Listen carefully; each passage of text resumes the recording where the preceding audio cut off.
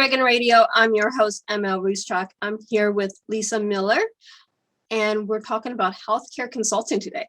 Welcome. Thank you, ML. It's a pleasure to be on your show. So it's always wonderful having professionals on the show. So what is it that I know it's healthcare and I know it's consulting. So in layman's terms, what do you do? Right.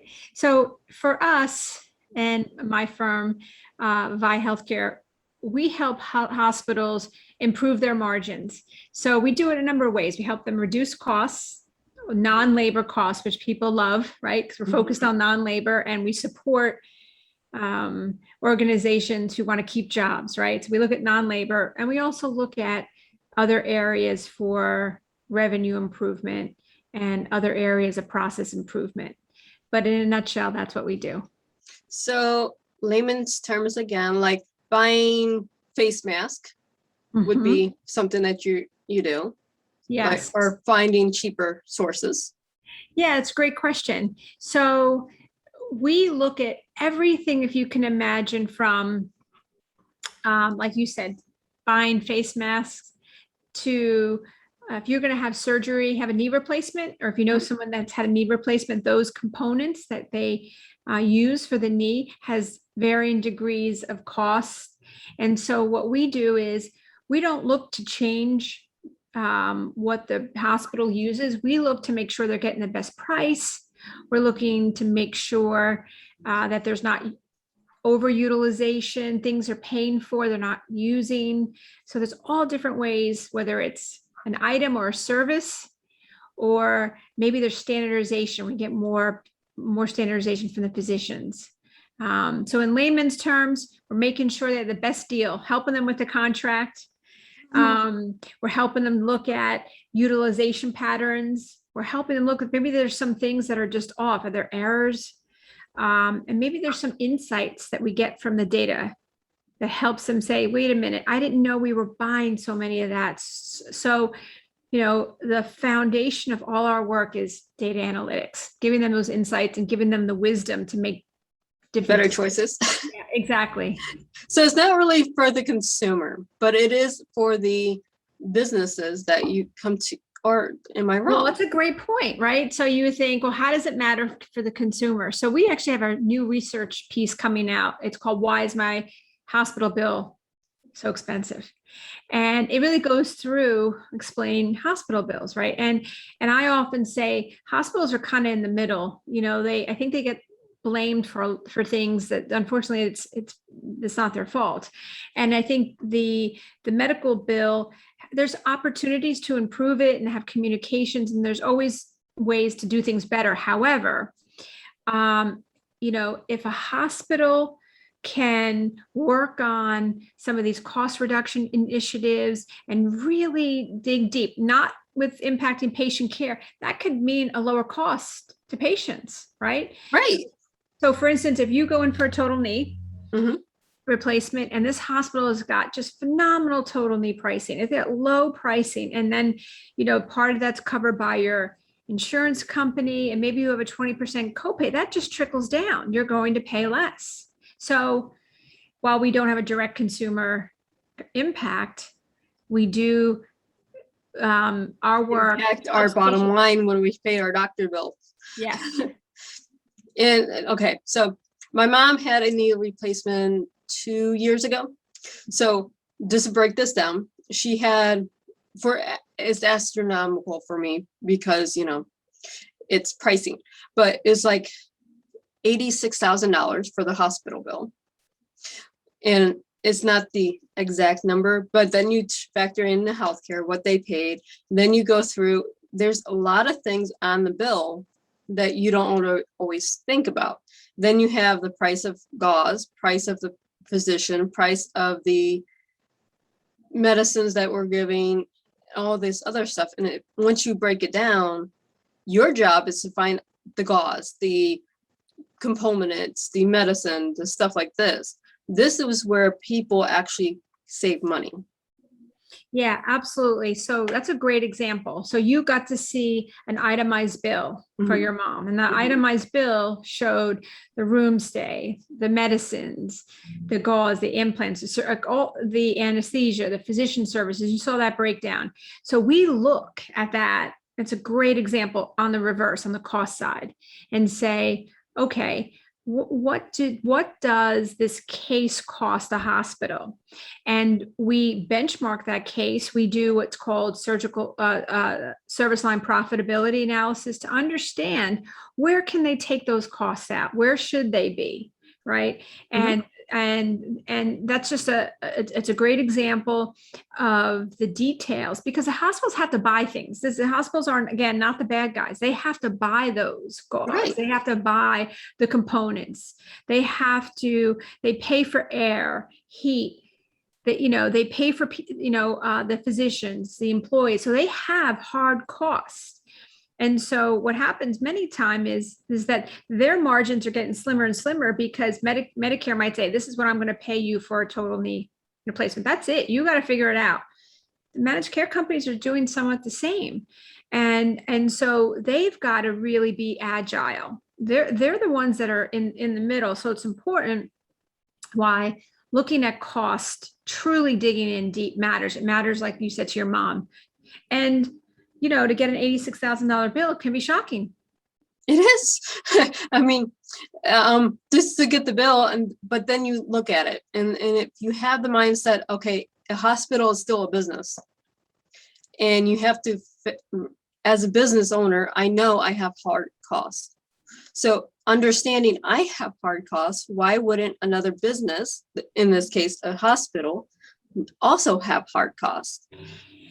You bring up a really great point. I'm going to pivot for a moment. Mhm. My book comes out in 2022. It's called The Entrepreneurial Hospital, and there's 4 key components. The first one is core financial strength, and I want to read something to you because it's the first principle, ML. Mhm. And it was a great sister. Her name was Sister Irene Cross, and she said, "No margin, no mission." It was visionary back then, but her whole point was you need strong fiscal management. And her quote was, she would say, the way to do it is to run a hospitals that are financially solid, because that's how you're going to provide exceptional patient care. That's how you're going to grow and do all these things. So people have to realize the hospitals have to be run as a business, so they can buy new technology, so they can do all these things. They have the services. So you bring up my number one point. It is the number one point. And while they do that, they have to balance, charity care.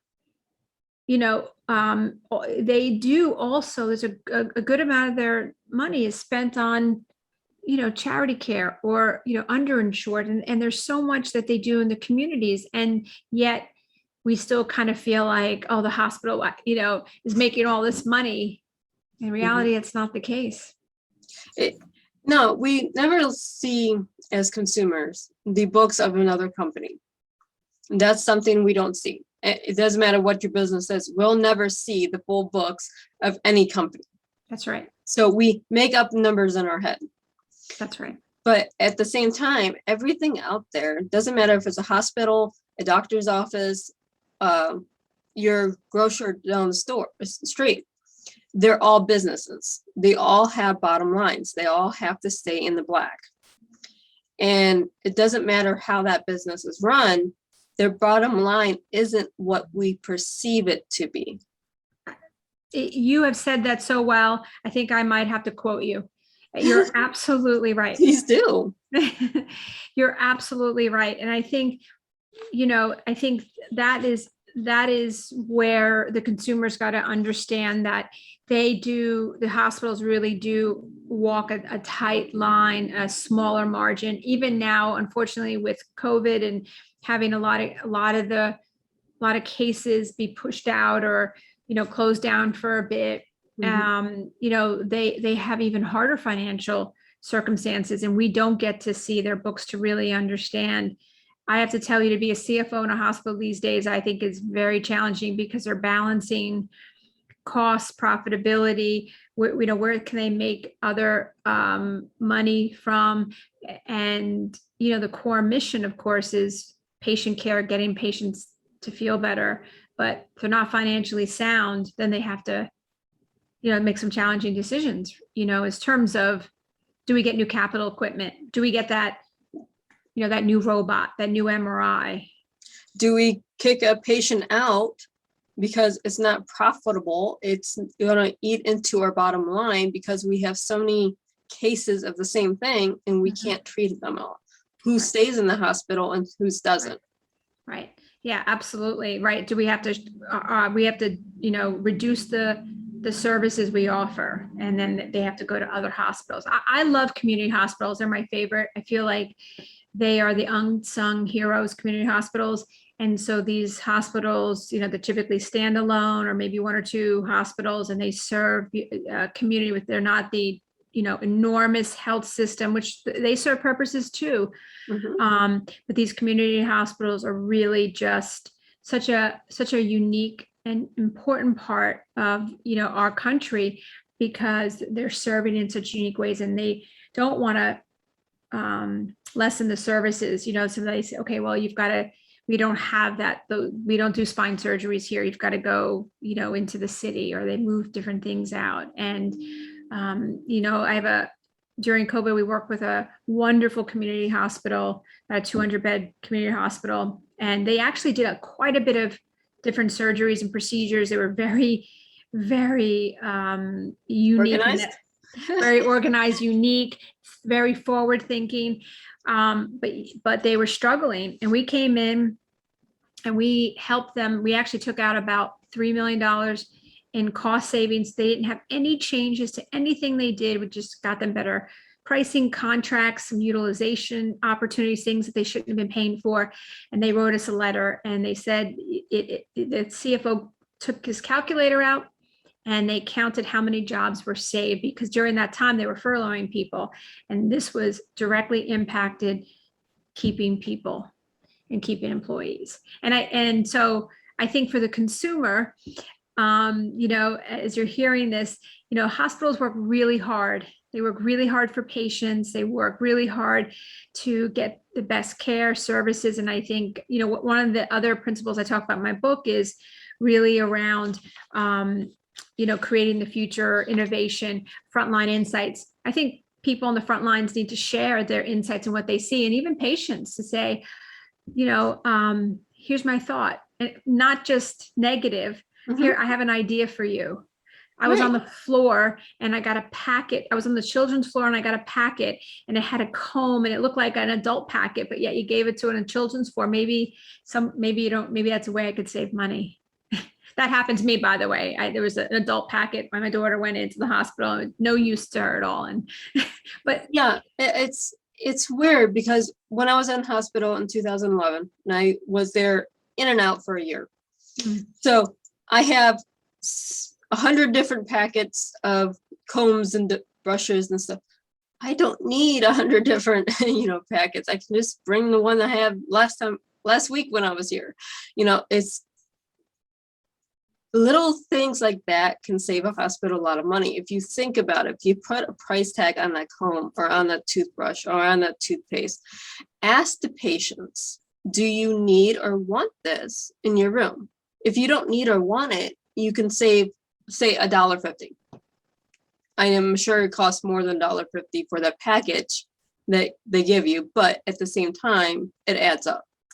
You're 100% right. Imagine that $1.50 or whatever that may be, $2 or $3 compounded by 10,000 visits, and that is one item compounded by maybe 30 other items like that. And that's why I love the ability for hospitals to be open to hearing ideas around improvements, cost savings, even not only for their employees, which is so important, but also from the patients, their families, maybe some from vendors, but just openly willing to say, hey, I saw that, here's an idea.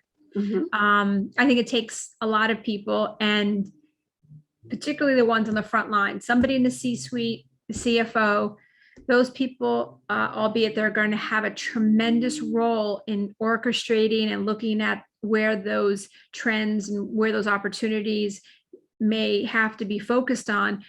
but those immediate frontline insights are going to come from hundreds of people that sit on the front lines that are going to bring that out to someone's attention. Hopefully there's a vehicle and people are listening and open to hearing suggestions. That's a whole nother probably podcast we can do about that. Yeah. First you have to have that idea. Then you have to have someone that's actually willing to listen to the idea. That's right. And sometimes it takes screaming the idea from the rooftop to get someone to listen to you. Right. And then sometimes it requires a consultant to come in to hear it. And we don't approach our business with interviewing the staff and then getting their ideas and saying, oh, look, here's a book of ideas. We don't do that. We have our strategies, our techniques that we go in, we know exactly where to look for. And I'm a big believer that hospitals should also have those vehicles to get those ideas from the employees that nobody takes credit for except for the employees and the team. But there has to be a process, and and sometimes that's the challenge, only because there's so many things going on. There's so many competing priorities. But right. I mean, a hospital is like no other business. I mean, unless you work in the medical field, you don't understand the process of the medical field, because you have nurses who are your frontline. So they're dealing with patients 24/7. Then you have the doctors that are right behind the front line. They're seeing 10 to 25 patients a day, minimal. Then you get the surgeons, and then the anesthesiologists, and then the janitors. There's so many different departments within one hospital that unless you understand it, you would never understand it. Absolutely. I mean, you think about it, right? So someone comes in the ER, all those doctors you mentioned, nurses, and then they go to radiology because they have to have an X-ray or CT or an MRI. You have the lab in the hospital. You have the transport people. You have then the OR. There's just so much complexity. It's an amazing area, healthcare, because it serves patients, it serves, saving lives, and it helps people improve their quality of their life. And it's an amazing career. There's a lot of complexity built into it. And we live in a world where there's all this new technology, right? There's always the latest and greatest. And now that's great, right? We want to live healthier. We want to live longer, but that costs money too. So, right. I mean, they have the new body scan, 3D imaging thing. I'm sure you know what I'm talking about. I do. Yeah, absolutely. That has a price tag, I think, so many millions of dollars. For a consumer, a person on the street, $1 million is astronomical. How do they afford this? Well, it's built into their bottom line. This is why they have to stay in the black, so they can afford to buy that one piece of equipment. Yes, absolutely. And they want that piece of equipment for many reasons. They can provide better care because they can pinpoint issues much better. Then more patients will come, and whatever margin they have, is if it's a 1% or 2% operating margin, which, believe it or not, in these day and age is a lot, that maybe can help their margin. But ultimately they want the doctors and nurses and the staff, they want to provide such amazing care and have that 3D imaging system so that they can cure illnesses, find things quicker, and ultimately it does save money for a whole healthcare, right? Catch something early. Right. Do we want to catch that cancer cell when it's in stage 1, or do we want to catch it when it's in stage 3 or 4? That's right. That's a difference that makes a big difference to a patient. Right. That does. And patients want that, when I'm making some decisions or had to, I perform quite a bit of research about, the place, the physicians, what's the latest and greatest, or what's available. I think most patients do that. Again, I'm going to go back to my upcoming book. There's it's the other area is about it's communication. One aspect of communication is how does the hospitals communicate, to the patients. And I think marketing is important, but it's educational marketing, right? Patients want to look at and read, not the generic definitions, but just what are the questions in patients' heads? Is this going to be painful? How long is it going to take? What's the process? They should be answering those questions, on the website, or, because yes, there is a lot of information you need to give about the specifics, but there's also all these other intangibles that's going around in somebody's head. Right. I think. I mean, you have patients that go, is there a support group for A, B, or C?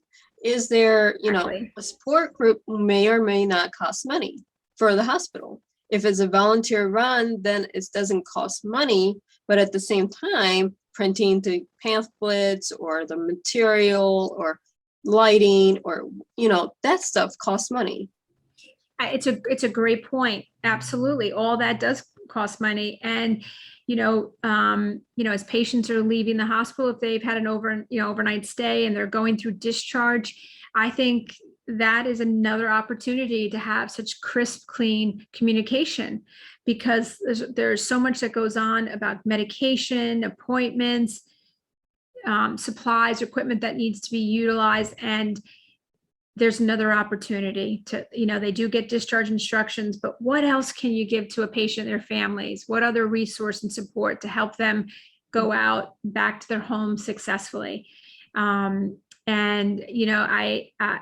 whether it's marketing, whether it's leaving a hospital, whether it's the communication between physician and nurses and the patients,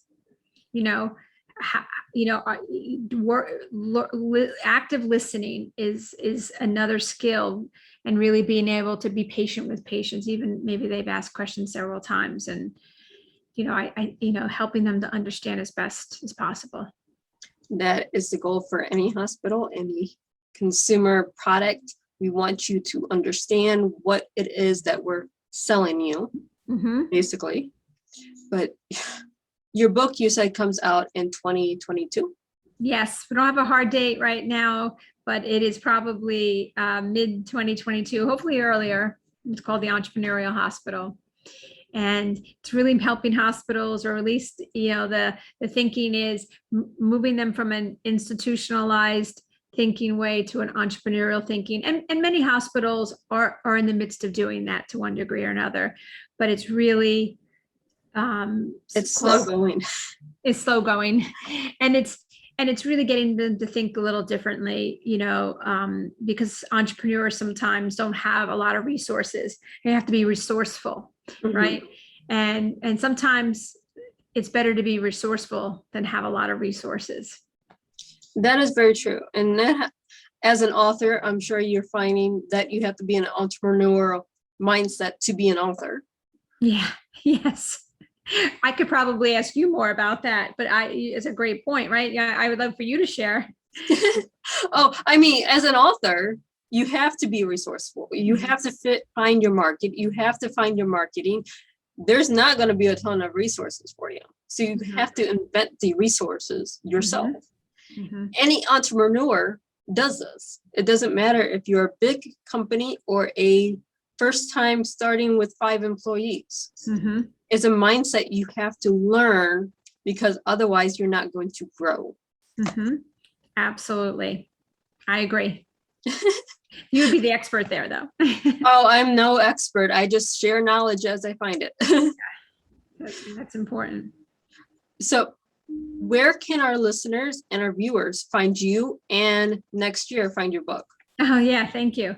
So my company website is viehealthcare.com, VIEhealthcare.com. However, I have a podcast. It's called The Healthcare Leadership Experience. We talk a lot to healthcare leaders, and even leaders outside of healthcare. And then the book will be on Amazon, but it'll also be on our website. And I'll probably be talking about it on our podcast too. But ML, thank you so much for allowing me to come on your show and being so gracious to have a conversation. Well, these are conversations that we need to get out there. We need people, we need consumers to understand their medical bill. That we don't always curse out the hospital or the doctor for this Exactly. big medical bill when it's beyond, really is beyond their control. And then we also need the other part, the hospitals, the doctors, is to go, wait, is there a way to save money? That's right. And it all matters. And I just want to mention one more thing. Earlier this year, there was a new ruling from the federal government about price transparency. So hospitals have to, on their website, provide price transparency. So it's what they get paid from either managed care companies or they're different payers, and it's on specific, very common procedures, and so they have to do that. And so I think it's important for consumers to know they can have that visibility, ML. Mhm. And I think in doing that, it does make, there's some vulnerability to the hospitals because they have to put all this information out there. However, I've been telling hospitals it's an opportunity for you to use cost as a competitive advantage. You spoke about that, right? So Mhm. let's drive down the cost, use as a competitive advantage. Consumers are now going to your website. Consumers go, everybody listening, go to the hospital's websites. You could see what that may cost you. And there's certain things you can shop around. And competition, as you know, is important. But I will say one thing, sometimes just not avoiding that hospital bill might be a good idea. Maybe picking up the phone and calling that person, in the hospital, and just trying to work out a payment plan, or maybe just say, I've got a question. Sometimes, many times they're probably going to work with you. And I think we kind of avoid versus picking up the call. Yeah, we do. So But we are almost out of time. yes, So thank you so much for being on the show today. ML, wonderful to be here. Thank you for having me. And for all of our listeners and our viewers, please check out the website. Hospitals, doctors, or frontline people that are watching, here's a tool for you. Check it out. And for everyone else, happy reading.